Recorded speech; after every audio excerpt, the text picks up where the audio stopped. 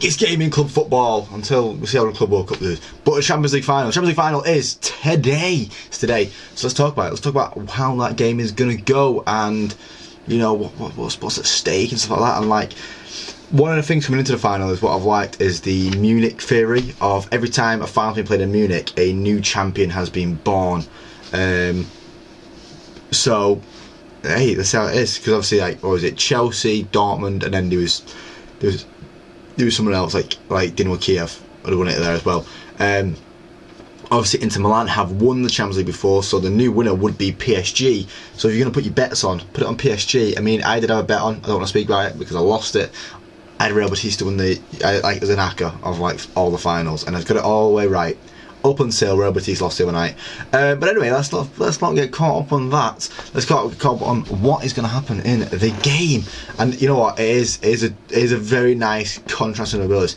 And it was quite funny because everyone like saw the hype around this PSG team and like how exciting this PSG team is.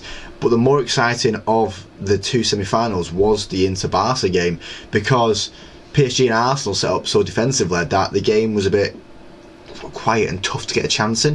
But PSG obviously managed to. We're in the final now, and Inter just went, score, yeah, it's fine, you score some goals, we're going to score more.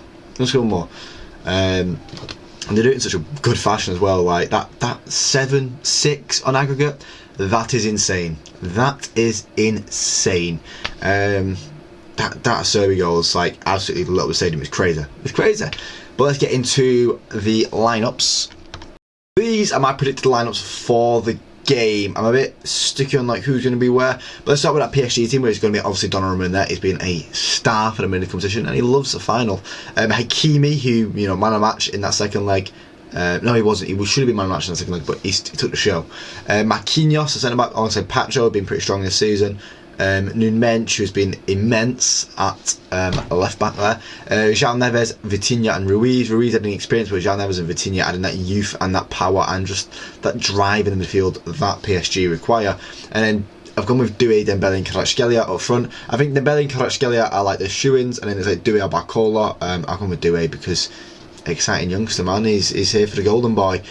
And then onto the Inter team, I have gone with Sommer, obviously, in there. Dumfries and Di Marco as the fullbacks, and then there was a tough decision to make in the midfield, in the defence, sorry, because obviously I think Pavard's still injured, but De Vrij could have gone in there, but I'll go with Bisek, Acerbi and Bastoni, because that's what Inzaghi has trusted so far in the competition. And Acerbi is going to go so late on. I'm getting to this stage. Jan Bisek, the young one, and then Bastoni, the leader at the back, really, for him.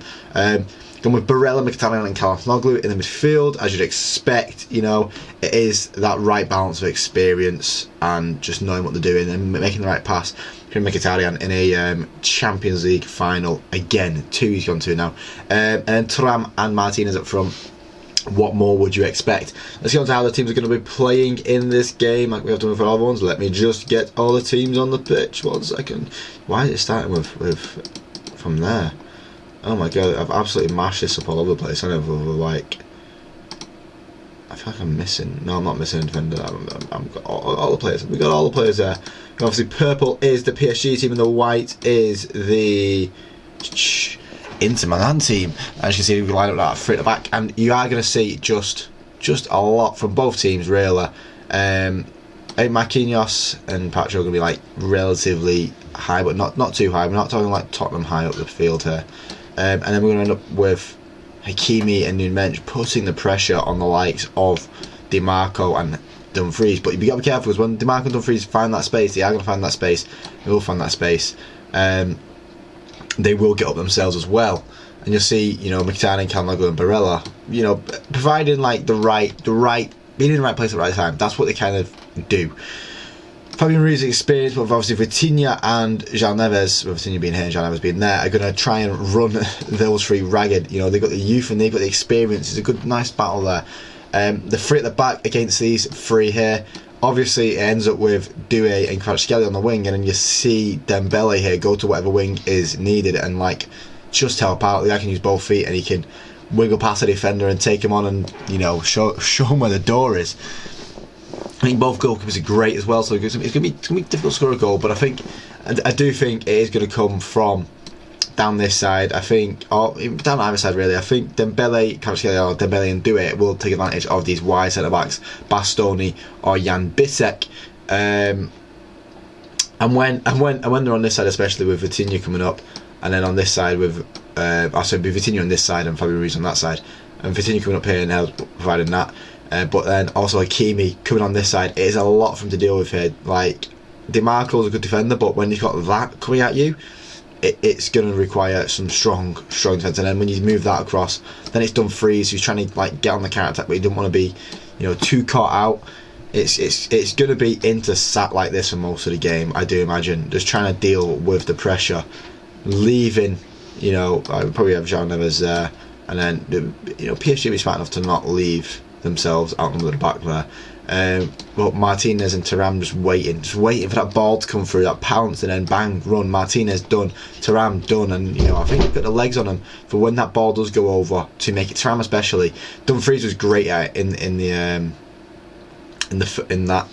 the games against Barcelona. He'd be standing here and the ball would go across and Thuram would be here and he'd get onto the ball and he's got a one-on-one and it's brilliant for it. That's I think how the game's going to go. I think the pressure's going to be on Inter for the game. I think PSG are very good at keeping that pressure on for the game, but it's going to be down to Inter to hold that pressure, and when that pressure breaks, release straight away and go at them, because they've got to get back. I mean, I think they've got the legs in the midfield to go back, but Marquinhos, on this side here, when Thuram starts getting a leg on, has Marquinhos still got the legs to catch up with him? We'll wait and see. It's going to be an exciting final, and I'm all here for it, and I'm going to be very drunk watching this as well. Let me know who in the comments you think is going to win. And thank you for watching, guys. If you like the video, please leave a like. We'll see more subscribe because there's more on the channel every single day. Thank you for watching, guys, and hopefully I do see you soon.